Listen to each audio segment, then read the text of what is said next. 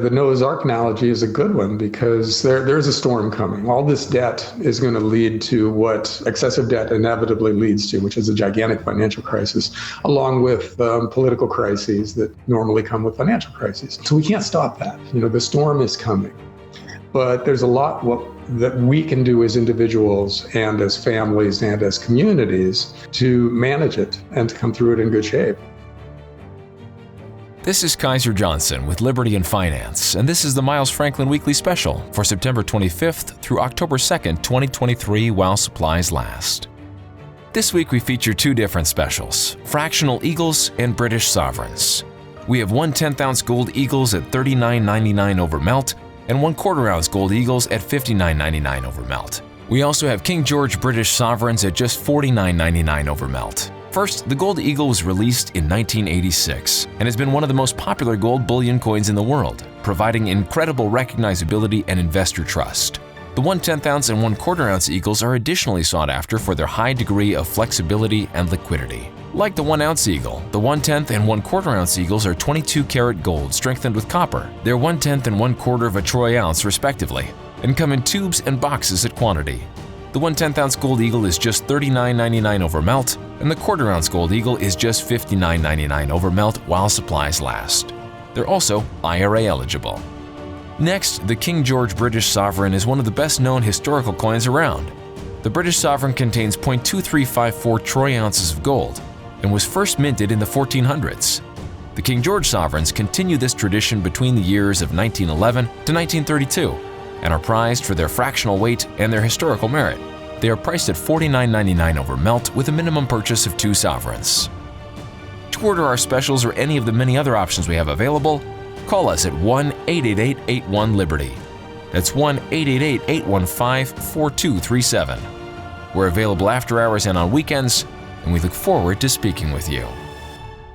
Welcome back to Liberty and Finance. We're always grateful to have this returning guest. John Rubino is the founder of DollarCollapse.com. He's also now on Substack. He joins us this Wednesday, September 27th, 2023. John, thanks for coming back on Liberty and Finance. Hey, Dunnigan. Good to be back. I was just mentioning to you that your writing has been not only so prolific, but so on point that I didn't know where to begin.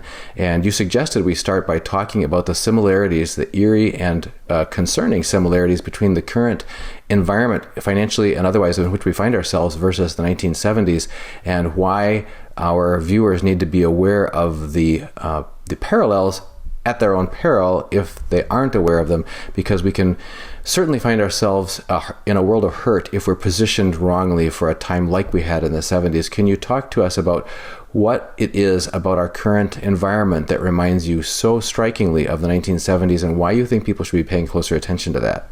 Well, the 1970s were a decade in which we had a currency crisis, which, nothing like that has happened since. But we're heading back into that kind of an era again, apparently, because all the conditions are ripe for that kind of thing. And a lot of the stuff that happened back then is starting to happen again. For instance, in the 1970s, oil prices spiked, and that's happening again. We had extreme geopolitical turmoil, and that's happening again as we blunder into World War III. Over Ukraine. And we had this sense that we weren't, in the US, very good at things anymore. And in the 1970s, it was because the Japanese automakers were basically taking huge market share away from American automakers. But now it's just, in general, things don't seem to work very well. We, because of the pandemic and the lockdowns and a lot of the trade issues we've had, our supply chains are a mess around the world. And that, among other things, is making it very hard to get things done in ways we used to just expect, as our birthright as Americans would get done that way. And so, and all of that came together to cause a currency crisis in which inflation spiked and the dollar tanked. And that also is starting again. Inflation is not going away, in part because wages are starting to go up, which is a great thing. It's about time people started to get paid what they're worth relative to corporate profits, because over the past 20 or 30 years with globalization, corporations were snarfing up most of the money that was created via international trade. and domestic sales, and not much was left for the workers. Well, now the workers are getting theirs back finally. The UAW, for instance, is on strike against all three of the big automakers, and they're going to end up with a pretty nice wage increase, regardless of how the talks go. The number is going to seem big to the rest of us, and that's fueling wage inflation, which terrifies the Fed, which is leading them to talk about being higher for longer with interest rates. So all of this stuff, in form, if not in specifics, happened back in the 1970s, and it led to a really tumultuous decade in which, and here's the tagline, that we all need to understand about this: gold and silver went through the roof. So there was an investment thesis that comes along with talking about similarities to the 1970s, and that is that if true, we have a very specific way to make money from it. So we need to be paying attention to make sure that we've got our parallels right. But it certainly looks like, now is a replay, but on a much bigger scale, of that decade. And you also, in addition to wages starting to try to catch up, and this has been it's a losing game, it seems like, to play this game of tag when you have to go through this whole negotiation to try to get your wages adjusted. But it's a moving target. I mean, by the time you get that adjustment, things are moving on without you, and people can find themselves behind again unless there's some provisions in place for a cost of living adjustment that's actually meaningful. The same concern applies to retirees with Social Security or pension plans, etc. You mentioned to me before we got started here about oil spiking in the past couple of weeks, and could you talk to us about how that dynamic, remind everyone, or those who weren't there at the time, or remind those who were, what happened in the 1970s regarding oil prices and the implications that it offers for what may lie ahead for us? Well, in the 1970s, there was turmoil in the Middle East, and that led to Saudi Arabia and what eventually became OPEC, those countries, cutting off the supply of oil for a while. That caused oil prices to spike in the U.S., which was extremely inflationary, and it shook our confidence. So it had kind of a two-pronged thing there, where it made it seem like the economy was spinning out of control, and that we were too incompetent to do anything about it. A big part of the oil price spike today is, part of it's due to geopolitical issues, and part of it's due to our own incompetence in the U.S. We drained the strategic petroleum reserve heading into the last election in order to make it easier for the incumbents to get reelected, thinking that we would then buy back a bunch of cheap oil to refill the reserve after the election. And of course, that's not happening. Oil prices are up, and that makes it impossible to refill the reserve without having to really take a loss on the trade. And so we're not doing it. We actually drained the reserve a little bit in the last reporting period.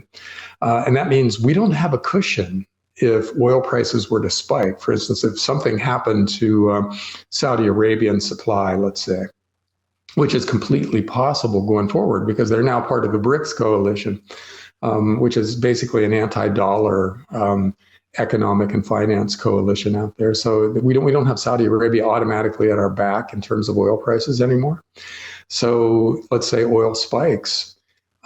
We don't have a whole bunch of oil in tanks in the U.S. that we can just drain and use to control the price spike anymore. So we put ourselves in that position, which comes back to the whole incompetence theme. We're just not as good at getting things done as we thought we were.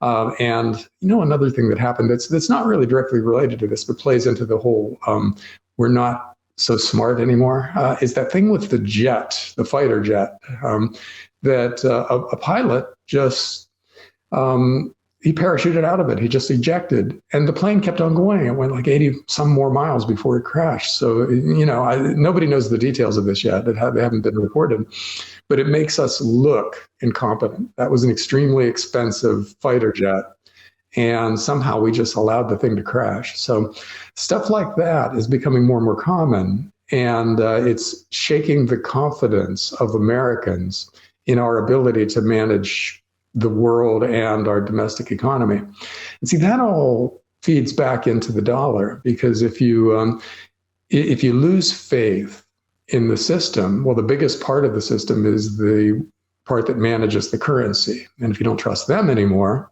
then there's no reason to trust the currency itself. And so that was the the ultimate crisis in the 1970s, is that we just stopped trusting the guys managing the dollar, and the dollar tanked, which is why gold and silver went up.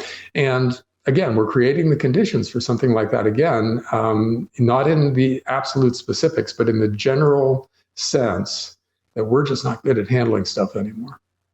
There's been a phenomenon that I think that you're describing that's been going on for more than just this past couple of years. It's been going on for decades. It's seemed strange to me for a long time as a casual and then not so casual observer of things political, things in the news, things having to do with our currency or our institutions or our position in geopolitics, etc. And that is, it seemed you could describe it as incompetence until at the point where, and I know Bill Holter says, when things get so stupid, you can't blame them on incompetence anymore. It's just too stupid to be a mistake. The idea of abandoning sovereign borders of a nation, the idea of abandoning managing the stewardship of the world reserve currency, the idea of, in other words, the whole presupposition that would lead us to assume that this is incompetence is that the underlying motivation is to take good care of your people and your country. But if the underlying motivation is something different from taking care of your people and your country, perhaps it's not incompetence, but shrewd and calculated, intentional, controlled demolition of one system in preparation for another system. And I'd like to have you talk about that. But first, I completely agree with you that it would appear as incompetence to the world. A lot of the videos we've seen coming out of Washington or out of the White House or whatever, it's just that you've got to be kidding how this looks to people who are, the adults in the room, if there are any left around the world, looking at the U.S. and thinking what a clown show a lot of this looks like. But could you address that second question of whether this is becoming less and less likely to be simply an almost unending sequence of incompetent moves versus too consistently incompetent to be a mistake? And again, you're nailing it there, because I think what appears to be incompetence to most people, and which kind of drives a lot of market action, if you go one layer up to get above the people who are actually out there publicly speaking for the U.S. and supposedly making policy, you find what could be described as an aristocracy. In other words, they call it the uniparty right now. So it's not Republicans versus Democrats at one level above the public government. It's very rich, very powerful people who make money from war, make money from pandemics, and make money from things like open borders and geopolitical turmoil. And they're unified. And so, I don't think it's a stretch at all to say a lot of what seems like incompetence is actually a broader, deeper plan playing out that ends with us being turned into slaves, debt slaves for an aristocracy. So, I think you could totally look at it that way. And that's probably a more valid way of seeing it if you're really deeply paying attention. Most people are not. They just see things kind of spinning out of control, and the guys in charge not knowing what they're talking about, and the borders being completely porous, and thousands or millions of people just pouring across. They see all that stuff as bad policy. But like you said, it could be policy that is aimed at something else, and that is actually getting exactly what it wants. So, I think, to go a little further into this, I think we're leaving our kids and our grandkids with the necessity of a civil war at some point, where, as the old saying goes, the tree of liberty has to periodically be watered with the blood of tyrants and patriots. And I think that's Thomas Jefferson, but I'm not 100% sure where the quote comes from, but it's applicable to today's world and definitely to tomorrow's world. Something has to happen to stop this. And the guys in charge, because they profit from it, have no incentive to stop it. So I think it's at some point it's up to us and our kids and our grandkids to do something very serious. And I'm not sure exactly what it is, because the aristocracy is extremely powerful. but I think it's time for us to start demanding some serious change. Again, it's not clear how this happens through the political system because so we vote for Democrats this time or Republicans this time, and we get the same policies. So it could be that something really serious has to happen from the bottom up, and that remains to be seen what it is. But I think that's one of the things that's coming, and that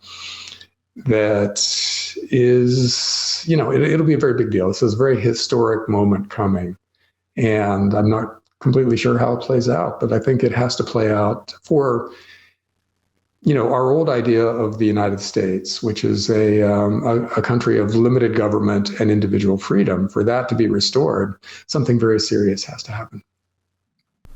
And also a country where you have the right to own property. That's another thing you've written on. You mentioned the term we're going to become debt slaves a few minutes ago. Could you focus on that concern and perhaps tie it together with the initial premise that you started this with, saying that this is starting to look a lot like the inflationary period of the 1970s? Maybe you could tie those two together. How does what happened in the 70s, if it plays out again on today's scale, accelerate that movement towards us as people who are supposed to own nothing and be happy, or be debt slaves? Can you pull those together for us? Yeah, well, there's a big difference between the 1970s and today, which is that in the 1970s, we were in pretty good shape financially, so we could, quote unquote, fix things by raising interest rates dramatically. We had double-digit interest rates for 3 or 4 years, and that brought inflation down to tolerable levels. But we can't do that this time around because we're so deeply indebted already, that raising interest rates to 1970s and early 1980s levels would blow up most of the leveraged speculating community, which is almost everybody now. So we can't do that. So we don't have that fix. Now, to go back to how we end up being debt slaves. If we're assuming this was all part of a plan, then the plan was to move a lot of manufacturing jobs from the U.S. to overseas, throw the unionized workers who were making middle-class money out of their jobs and force them way down on the economic ladder to like greeters at Walmart or something like that, and force them to borrow money in order to get through day-to-day life. At the same time, easy money, low interest rates, were pushing up the prices of stocks, bonds, and real estate. So that meant to have any kind of housing, you had to pay a bigger and bigger part for a regular person to have any kind of housing. You had to pay a bigger and bigger part of your monthly paycheck on rent or on a mortgage. And that, again, forced you to go more and more deeply into debt in order to make ends meet, so that a bigger and bigger part of the population is dependent on government programs to get by. And at that point, we're very easy to control, right? We're sick because the public health system is also corrupt. We're sedentary. We're getting poorer and poorer every year, and we're more and more dependent on government programs. So at that point, we're easy to control. The peasants are not a threat to the aristocracy anymore. So if we're thinking in terms of an overall plan instead of incompetence, that's the plan, and it's working out really nicely for the aristocracy because the biggest stat probably that applies to regular people right now is that credit card debt is going through the roof. And that means more and more people are carrying balances that are charging them 20 or 25% a year, which means, if you're doing that, you're basically on the way to bankruptcy. And more people are heading in that direction, which means more and more people are dependent on government programs to keep them solvent. So that part of the plan seems to be playing out well. Now, to go back to the 1970s, we fixed things back then, but we can't fix things now. So if interest rates stay a little bit higher, and probably the reason that they're going to stay higher is because the Fed is terrified of rising wages. Now, you could say that, okay, that causes inflation and the Fed is trying to minimize inflation, and that's why they're going to raise interest rates. Or you could also say that people who make more money are harder to control. Therefore, we need to stop them from making more money. Therefore, we raise interest rates in order to bring about a recession in order to lower wages again. So there are different ways of looking at this. And, none of them are favorable for the year ahead or even the decade ahead economy. So as individuals who don't have a lot of control over these public policy ideas and changes going forward, it kind of falls to us as individuals to manage our own lives in a way that it gives us control over our day-to-day lives and makes us, if not invulnerable, at least less vulnerable to the stuff that's happening. And see, I think that's the takeaway for individuals, because we don't have a lot of political power right now, because it looks like whoever we vote for is going to end up doing largely the same things. I feel kind of morally obligated to vote for Donald Trump right now, just because the Democrats have so completely weaponized the justice system, and they're using that justice system to go after their political opponents. That I'm hoping somehow Trump ends up being the next president, because the guys opposing him deserve to lose so badly. But I think we'd be deluding ourselves if we think that's the fix. Because, we already had 4 years of Trump. He tried some things, and by and large, his policies were pretty good. But also, we ran $1 trillion deficits. We didn't fix the basic trajectory of global debt in any way. And I don't see anybody on the horizon that does that. So I think it falls to us as individuals to start making decisions that we can hope will protect ourselves from what's coming. And that means invest wisely, which is to say getting out of financial assets and into real assets, and making ourselves indispensable at work, so we're the last ones laid off, and embedding ourselves in our communities so we have friends and family around us to help when things get really crazy. Things like that. The more self-sufficient you are, the better you are able to get through what's coming, and the less likely you are to end up with being one of the debt slaves when this plan plays out. So that's I wish there was a more optimistic way of putting this, but it is possible to make a lot of money from something like this. If you play your cards right in a big financial crisis and you're on the right side of things, you can end up getting richer than you would have otherwise. But it doesn't look like a really attractive world to live in, no matter how you slice it. Right. It's the analogy keeps coming back to me of the gathering storm that Noah and his sons were warned about when they started building the ark. And it's like, you're doing this to survive and to carry forward and to do as best as you can for those near and dear to you, and as many as you can bring along in the case of animals in their case. But the point is, you're not doing it to come out some kind of a instant billionaire or something like that. You're doing it to minimize the damage. Can you talk to us? You've certainly written about steps that people can take, and you've mentioned just a few of them now, that people should seriously consider if they haven't already started to start, or to increase their efforts at, if they already have made beginnings, to increase, at least for their, as for me and my house, for their own circle of immediate control and perhaps influence as well, how they can make preparations for the times that are coming. I think the Noah's Ark analogy is a good one, because there's a storm coming. All this debt is going to lead to what excessive debt inevitably leads to, which is a gigantic financial crisis, along with political crises that normally come with financial crises.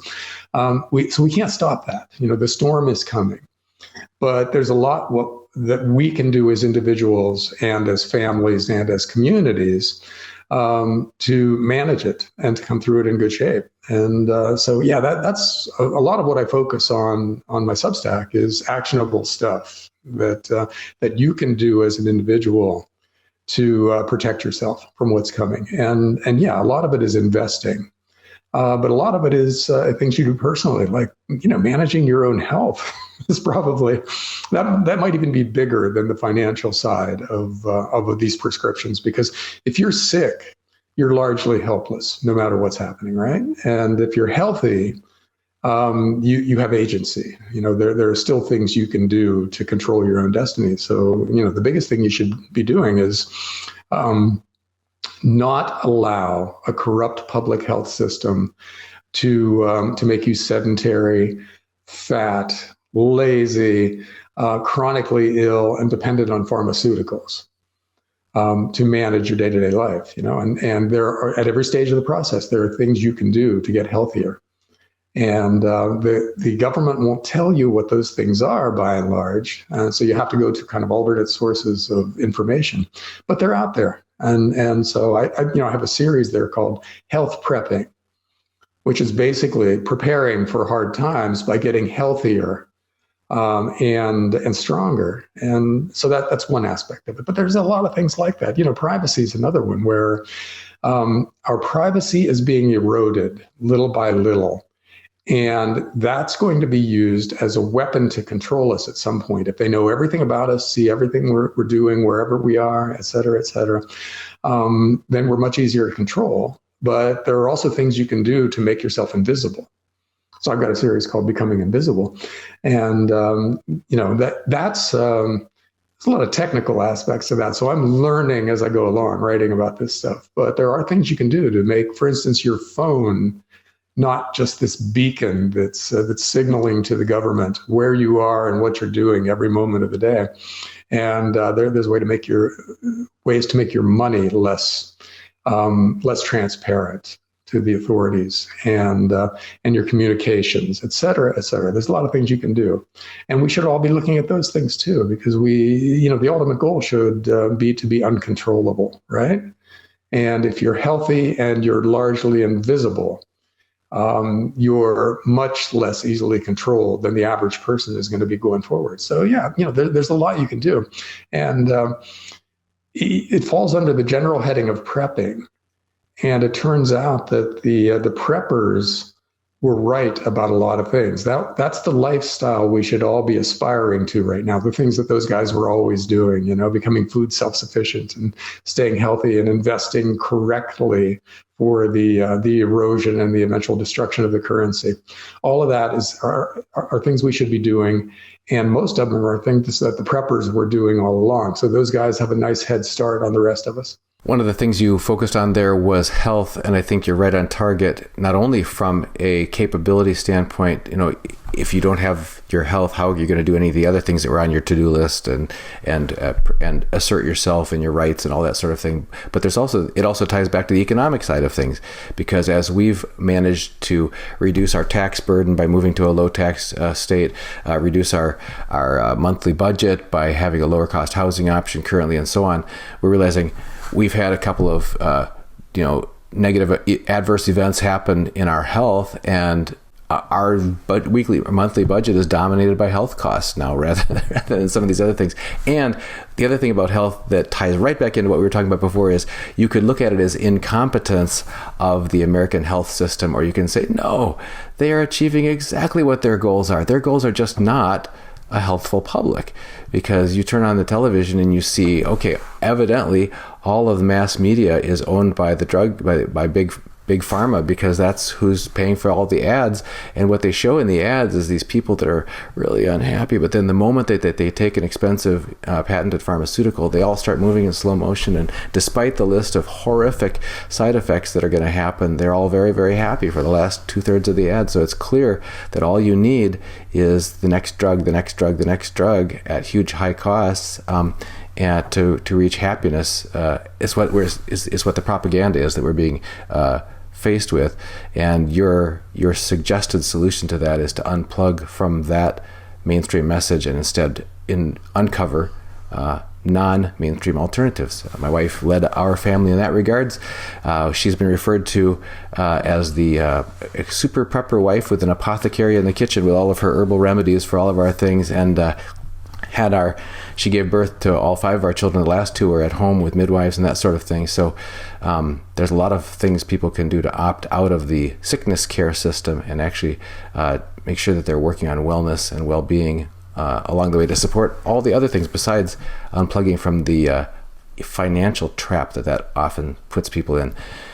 A lot of these financial traps, as you mentioned way back in the beginning, are insidious because they're supported by government subsidies.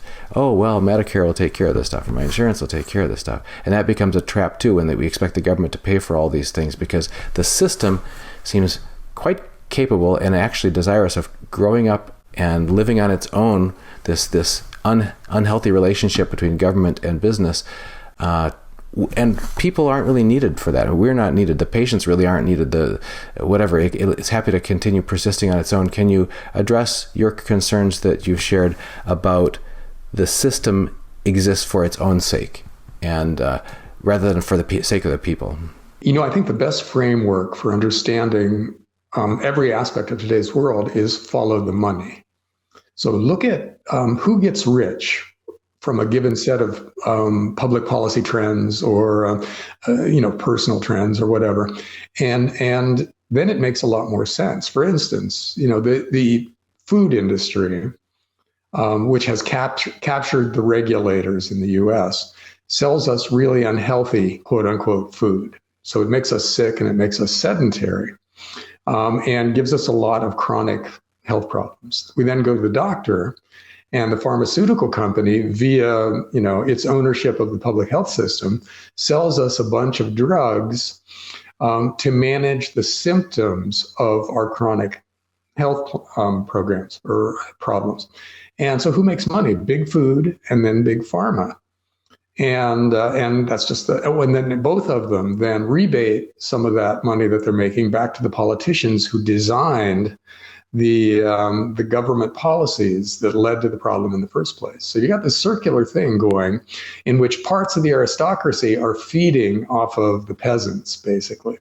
I have to interrupt there because I think you're being too generous to say that the members of the government designed the architecture of this system, when we find out that, in fact, the quote-unquote Affordable Care Act was actually written by the medical insurance industry, et cetera, and handed over for a stamp of approval by Congress so they could pass the bill so they could find out what was in it, et cetera. That just seems to keep happening over and over again. When you mentioned captured segments of government. Yeah, I should have said implemented instead of designed, because basically the politicians and the regulators get together and create the framework, but they're doing it under direction from the people who are paying their bills, right? The guys who are, pharmaceutical companies and the big food companies, in this case, big ag and big pharma, finance the re-election campaigns of the politicians, who then implement the programs in the form that the big companies paying them want them to do it. So yeah, it's basically a section of the government that is owned by the companies that the government was supposed to be regulating. And then you can look at geopolitics in the same way. Who benefits from never-ending wars? Well, every time we destroy a country and have to rebuild it, the arms makers are the ones who are selling the arms to us or directly to the company or country that we're rebuilding. And they make immense amounts of money. So they then turn around and finance the re-election campaigns of the politicians who declare these wars. So you got another feedback loop there. And on the rebuilding side, you've got the Halliburtons and everybody else who show up to say, "Oh, we'll build the bridges and the roads and the highways and the airports and everything because we're good at that." How convenient that you now created a greenfield for us to come in and build all this stuff. Yeah, and Halliburton and companies like that hire the congressmen and the regulators when they're done being a part of the government at multiples of what they used to make while they were in government. So in a lot of ways, today's government, both the elected part and the regulatory part, is one big job interview for what comes next for these guys. They're in government in order to prove to the military industrial complex and big pharma and K Street, the big lobbyists, that they're good team players and that they deserve jobs after they leave government. And that's where the real money gets made. That's how people who have been in government for a long time and then left, that's how they make their real money. You know, they make multiples of what they made in government in just the first few years. You know, Nikki Haley's a pretty good example of that. She's running for president now as a Republican. And after years in public service, she left to be in the private sector for a while. And she made like $8 million in a couple of years in the private sector. And now she's going back into government after feasting for a little while on basically what she earned by being such a good player while she was in government in the first place. You know, and that's how it works for these guys now. It's a revolving door in which you make your real money after you leave government, because that's when the rewards come. You know, so it's basically delayed bribery. You know, they finance your reelection campaigns, and then they give you the real money when you leave and you go to work for them. Right. Ron Paul refers to government as the mafia with the flag. He says, you know, they can take any initiative that's in their own self-interest, wrap a flag around it, and try to get the populace to pull the heartstrings of the populace to get behind them and give their consent. But you're saying we need to be awake and aware and realize none of this is for our good, the good benefit of the individual people of the country, our children and our grandchildren, and we cooperate with it at our own peril and the peril of our children and grandchildren. So any other thoughts before we wrap on ways that we can, I guess, decline, the ways that we can refuse to cooperate with this beast that exists to feed on us and on our children? Well, yeah, there are so many things we can do right now. And I think it's psychologically a lot healthier to look at the positive things we can do to position ourselves better for what's coming than to focus on the horrors of the current situation, because that can drive you crazy. You know, you can wake up in the morning just so depressed because there's nothing you can do about your world going to hell. Stop the system from doing what the system is going to do. Right. Yeah. So you can't stop that system. We know we can't get rid of the military industrial complex by voting, apparently. But what you can do is set yourself up so you're in pretty good shape, and you're going to be, you know, the part of you'll be the person in your family who protects everybody else. And that is a good motivator. And that gives you a positive attitude because you're working towards a goal that is unambiguously good goal. And so focusing on the stuff you can do to bring that goal a little bit closer is a way healthier way to go through life. And, you know, there are lots of things you can do. So, you know, to whoever's listening out there, just start making a list of the things you want to be able to say you've done and the position you want to be in 5 years from now, and look at ways to work in that direction. John, if people want to make sure that they catch up with your latest writing and you do it prolifically and amazingly on point, where should they find you?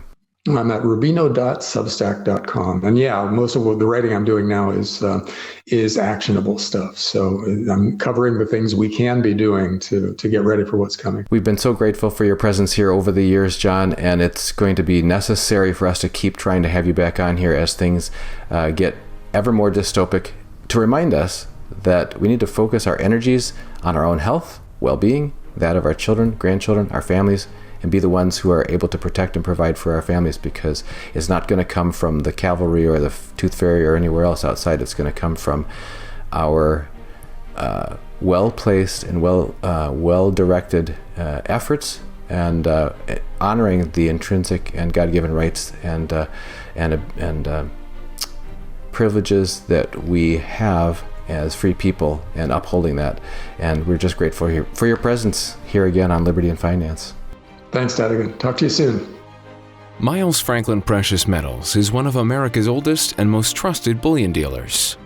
Miles Franklin is A+ rated and accredited by the Better Business Bureau, licensed and bonded, and has 0 complaints ever registered. Here at Liberty and Finance, we are licensed brokers with Miles Franklin.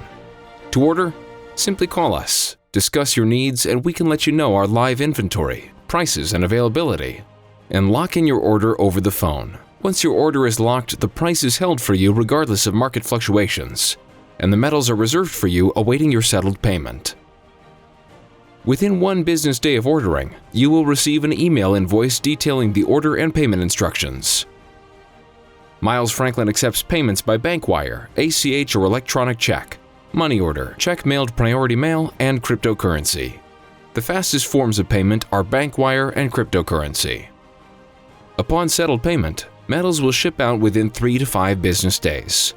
You will receive tracking information via email. Domestic shipping charges are $15 for any order under 500 ounces of silver or 10 ounces of gold. For orders larger than that, domestic shipping is free. The package will be boxed, fully insured, and labeled discreetly, with no indication of the contents inside. For your privacy, the name Miles Franklin will not even be on the package. To talk to myself, Kaiser, my brother Elijah, or my father Dunnigan, call 1-888-81-LIBERTY. That's 1-888-815-4237.